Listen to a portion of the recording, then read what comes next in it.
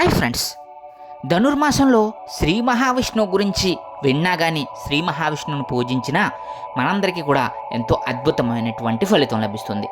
మరి ధనుర్మాసంలో ముఖ్యంగా చెప్పుకోవాల్సినటువంటి ఏంటంటే గోదా కళ్యాణం గురించి చెప్తూ ఉంటారు.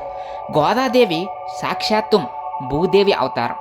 భూదేవి అవతారం సాక్షాత్తం స్వయంగా భూమి మీద శ్రీ మహావిష్ణువు యొక్క ఆజ్ఞ మేరకు జన్మించి శ్రీరంగంలో ఉన్నటువంటి శ్రీ మహావిష్ణువునే స్వయంగా పెళ్లి చేసుకుంటుంది. అలాగే గోదాదేవి యొక్క కళ్యాణం అనేది ఎంతో అద్భుతమైనటువంటి ఘట్టం. మీరు చూసుకుంటే సంక్రాంతికి ముందు వచ్చేటువంటి భోగి పండుగ రోజున మరి గోదాదేవి కళ్యాణాన్ని విశేషంగా చేస్తూ ఉంటారు. మరి అటువంటి శ్రీ మహావిష్ణువులో ఒకటైనటువంటి గోదాదేవి యొక్క చరిత్ర ఎంతో అద్భుతం అన్నమాట. గోదాదేవి చరిత్ర గురించి ఫుల్ వీడియో ఇక్కడ కనిపిస్తున్నటువంటి లింక్లో పెట్టడం జరిగింది, చూసేయండి. అలాగే మీలో ఎవరైనా మా ఛానల్ సబ్స్క్రైబ్ చేసుకోకపోతే వెంటనే సబ్స్క్రైబ్ చేసుకోండి.